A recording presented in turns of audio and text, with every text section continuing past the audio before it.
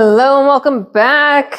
Up on the stand right now, I have Miss Persephone hanging around in the barn with me. We have the little dogs, Sophie, Hugo, and Bailey, and we are joined by Tonka, who apparently Farm Hubby is done with for the moment.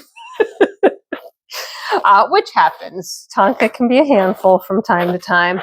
So Persephone, bless her heart, has stayed clean and pristine since her last groom.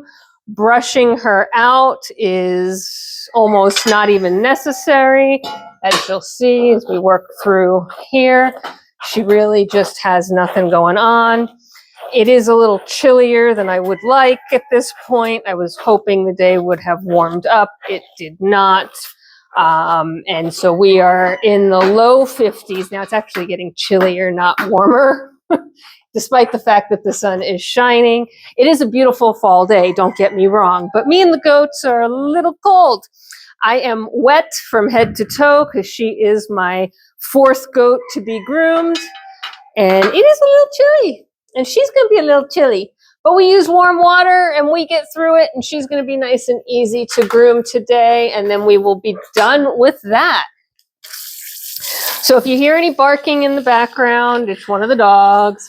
If you hear or see Persephone flinch or keep an eye on what's happening behind her, it's because the dogs are running behind her. She does have, I'll call it a sensitive alert system. So her ears right now are in angry ear position. None of the dogs, oh, Bailey is back there.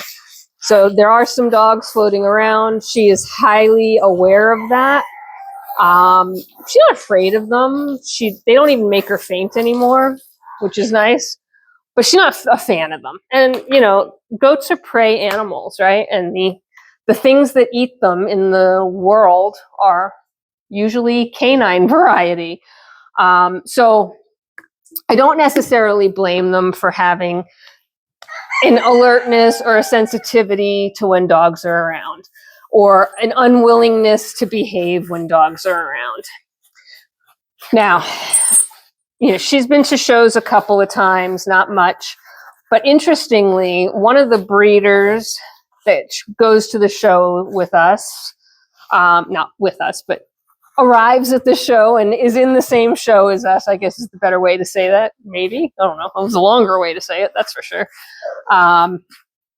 Is somebody who brings their working Australian Shepherd with them to every show. And that dog runs free. Now, that dog is a trained dog. It is not jumping on people. It is not, you know, it's not manipulating stalls or trying to get into goats. It's just wandering around doing what Aussies do. And that dog does sometimes waltz into the ring while we are showing goats, and can create a bit of a chaos reaction if the goats start to react. Now, most goat owners have dogs. So many goats are very familiar with dogs, but you know, an unfamiliar dog is going to be a different reaction than a familiar dog. So while Persephone is not bothered by Tonka in the least in terms of, you know, how she behaves, a dog, even though the dog may look like Tonka, right? Similar coloration, similar size, similar shape, she knows it's not Tonka. She does not know who this dog is. And her instincts are going to be much more about being on alert and being protective and not paying attention to standing straight up in the show ring, not paying attention to, you know, being the quote unquote perfect show goat. And the judges get that, and it's okay. We work around it, right? Like I said, it's a friendly competition. It's not anything that's going to be a detriment to the goat overall. In fact, sometimes it's really funny because there are goats that will faint when the dog runs through. Mine don't, thankfully, but you know, that makes for the handler to kind of go into a bit of a stress mode versus the goat. So anyway, so like I said, my goats are very acclimated to dogs, and I want them to be, but they retain their sensitivity to the fact that dogs are predators, even little ones. So that to me is actually a good thing. I want them to retain that instinctive awareness and alertness. If we ever were to have stray dogs come on the property, I would not want my goats to react as if, oh, well, they're just new dogs. Hey, how are you? Because you don't know what a stray dog will do. If we were to have coyote come onto the property, I would not want them to react like, oh, it's just another dog. It happens to be big, right? So I want them to retain that natural suspicion, that natural instinct to be on alert, to be away from strange dogs. So as much as I acclimate my babies to our dogs, and if you've watched any of my baby videos, you see that we do that very systematically. We start with, one little dog, add in a second little dog, add in a third little dog, finally get them up to, Tonka-sized dog, Tonka energy, which is a different energy level. And really, continue to slowly throughout the, 10 weeks that the babies are with me before they go into their new homes, Tonka, down. Get into the understanding or become aware that not all dogs are bad, not all dogs are going to eat you, you don't have to go into a panic mode. But we do breed animals that, have to retain some of that natural instinct to protect themselves from danger. And so we do not encourage them to be totally dog friendly, like they'll learn to live with their livestock guardian dogs. They'll actually learn to love their livestock guardian dogs if they have them on their new farms. They will learn to accept the family dogs if there are family dogs, but you want them to be suspicious of dogs that are not their family, right? You want them to be instinctively alert and naturally concerned about other predators that aren't familiar to them. And so that is what we breed for, right? From a temperament perspective. I want them to retain the ability to be a goat. And they don't have an ability to be a goat if they think that everybody's their friend and then they get eaten. So yeah, we try and avoid having goats that think that the world is perfect, and nothing can happen to them. We want goats that have some instinct of self-preservation. Same thing with all the animals. And it's one of the reasons that I work with heritage breeds, is heritage breeds tend to retain that natural instinct for self-preservation much more so than domesticated breeds. Even the chickens, right? When you look at some of the fancy chicken breeds, those breeds could not live in the wild. They would not survive, a week in the wild. They wouldn't survive more than a couple of days in the wild, most likely. They're just not, they no longer have and retain that natural instinct on what to do, how to behave, where to hide, who's going to eat them, etc. And, that's okay. There's nothing wrong with that. But that's a different level of care requirement. And it is a different level of effort to maintain them. With my animals, my chickens, for example, they're little, they're bantam, they're a chicken nugget for everybody. But they retain their natural suspicion, their awareness of their surroundings, their reaction time to things that are happening. Have my bantam chickens been, some of them have met with demise by a predator? Absolutely, that happens. That's sort of the way of the world. But they retain their overall situational awareness to the fact that the world is out to eat them, that everybody thinks they're a chicken nugget, and they should probably, act that way, right? So a lot of times, especially during breeding season, we'll have one rooster or two roosters that, feel their wild oats, right? And they don't want to go into the coop, and they're just being jerks about it. And, at some point you have to cut your effort. And we've tried it. We've been out there, Farm Hubby and I, chasing these roosters around to try and get them in to the coop so they're safe and secure for the evening. And they're not having it, right? And like, what do? If you've already been doing it, chasing them around for a half hour, and you've gone back in the house and waited for it to get darker and then gone back out to try again, and that rooster's still pretty much giving you the middle finger, how much more do you do as a farmer? I'd be curious to know what you guys do with your flocks. Our flock does have the pond for protection. It does have natural cover from trees, brush, etc., and it's fenced. But I still don't want them outside at night because that just essentially invites folks to the buffet. But also, there's just so much I'm going to be able to put into the effort to get a jerk of a rooster into the coop when he's not feeling it and is not having any part of it, right? So yeah, you sort of cut your losses. You wish them the best of luck and hope you see them in the morning. And I absolutely hate to do that. And I'm grateful that with this group, it doesn't happen very often. And traditionally only happens in and around breeding season. But, what are you going to do, right? The reason I mention all of that is because the little buggers are always there in the morning. Always. So now you're like, well, I've done all this, I put all this effort into putting your rear end into safety, and there you are looking all proud of yourself.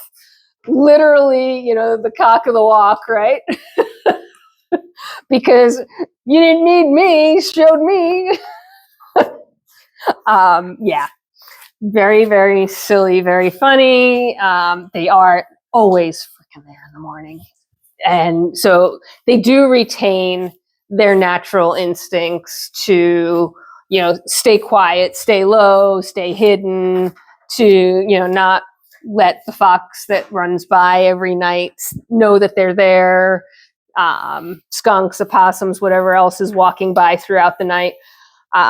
Because, that's just an attraction. It's a nuisance, right? An attractive nuisance is what the legal world would call it, where the fox wouldn't normally have loose chickens around at night as it's walking by. But now that there is, should I stop for a little fast food? So yeah, the breeds we work with, including the turkey, all retain that natural instinct to be able to live wild. Doesn't mean they should. It doesn't mean that I encourage that. It just means that they do. And it's one of the reasons that I was interested in bringing guinea fowl back to the farm. That did not work out so well, as we all know. So I am actually actively doing some research. I'm wondering if I ended up going with a breeder that has domesticated their birds too much. And that is why they did not know how to survive, 2 nights out not in the protected pastures. Not sure. I'm not sure I'm going to go through that again because it was heartbreaking. But I am doing some research to see if there are flocks out there that more meet the needs of what I want, which is the ability to live in the open wild, basically, and have the normal and natural instincts that keep them from getting eaten instantaneously. Think about like guinea fowl are still wild birds, right? They're not domesticated birds in any way, shape, or form. So in theory, in order for them to survive in the wild, they need to have instincts to protect themselves against predation. And of course, when you're in the wilds of Africa, where they're from, yes, some get eaten, right? Circle of life, all that nonsense. And their flocks are bigger, so maybe the amount of predation isn't quite as hard on them as the overall species, because they can breed quickly, they have lots of babies, they can come back with a clutch of 12 to 15 babies, and so if 2 of those survive, right, that's a pretty good odds in the wild. And that does help with the preservation of the species, because they do, they procreate pretty quickly, they reproduce pretty quickly, and so they're constantly sort of replenishing the animals that have been taken. And my guys did not have that chance. But you would think, I had 7 of them, right? That should have been a big enough flock and I expected to lose some to predation, just to be clear, right? I didn't expect that this was going to be a perfect experience. But you would think that more than 6 of them would have made it through the night, the first night. So I don't know. I don't know if I'm going to do it again. I kind of want to, because I really would like to have them on the property. But at the same time, I'm not in the business of acquiring animals that I am then just feeding to the wildlife. That's not the intent. We look to live harmoniously with our wild friends. They don't eat our animals, and we let them have free room and board, essentially. So I don't know what you guys think about domesticating animals versus keeping them sort of naturally instinctive, or if you even have thoughts about that. I know that my thoughts are I want them to retain some natural instincts. In fact, even with the dogs, I try, they're domestic by a long shot. Heck, I have a Frenchie who's long since domesticated, right? That dog couldn't live in the wild without a pillow and a blanket if it tried. But did I rinse her conditioner off? I don't even remember. Yeah, I did. Okay. That's so funny. My brain is like absolutely fried all of a sudden. So what do you think about domesticating animals, especially livestock, animals that live outside, right? So let's negate the dog-cat conversation, because that'll devolve quickly into some debate on crop deers and dew claws and, declawing cats before we know it. And right now, we don't need to have that debate. If you want to have that debate, we can have that discussion at a different video. And I will happily have that discussion with you, because I have been on all sides of the fence throughout my lifespan and have learned and changed my mind several times over. And I'd love to continue to learn from your experiences. But right now we're talking about livestock, outdoor animals. Do you believe they should retain their natural instincts, their natural suspicion, their ability to survive in the wild? Or do you think they should really go domestic and require human intervention to survive? But at the same time, that probably makes them a much more palatable pet. It makes them a much more palatable companion animal. It makes them more prone to want to stay with their humans, as opposed to sometimes not necessarily be with their humans. I mean, you've seen my goats. My goats don't mind me. They come around, but they're not lap goats by any means. They're not looking to snuggle and cuddle with me. That's not the type of goat we raise. What are you looking for in livestock, and what are you hoping that your future outdoor animal will be? Something that is a little bit more alert and aware of their surroundings, something that's a little bit more domesticated and snuggly. Now, Tonka just ran by, so I'm sure you caught her reaction. He's doing some laps through the barn. Apparently, he's had the zoomies. And now it's time for a drink. So you might hear him slurping. I am very sorry about that. I actually hate that sound, so I'm sure it's not the best thing to be having on camera, but it is what it is. So what are your thoughts on that? Do you think that I'm Actually, I don't think I'm being cruel at all by exposing the goats to the dogs, but do you think that there's, you know, that their response to it, right? So you saw her response. Her response to Tonka being in the area is she suddenly is very perked up. She's very alert. She's very aware. She is not going to be as tolerant on the stand. You can see she's reached away from me. Bailey's down there, so she's just trying to make sure that she's got her space covered. I don't necessarily have a problem with that. I actually don't think that that's a bad thing overall. But what do you think? You think that it's adding something to her stress level that I shouldn't be? Now, I am going to actually add to her stress level pretty heavily for a moment here because we're going to do her head. Same thing, I just want to condition her bangs and get her head show ready. We already washed it once. We're not going to wash it again, but I do want to get her conditioned and get a little bit of leave-in conditioner in her. Sorry, I'm walking in front of the camera. Way to go. So my camera skills are completely zero at this point. You know, but yeah, I just want to get a little bit of conditioner in those pretty bangs of yours. Don't you think? Yeah, it feels good. And now we're going to just comb it through.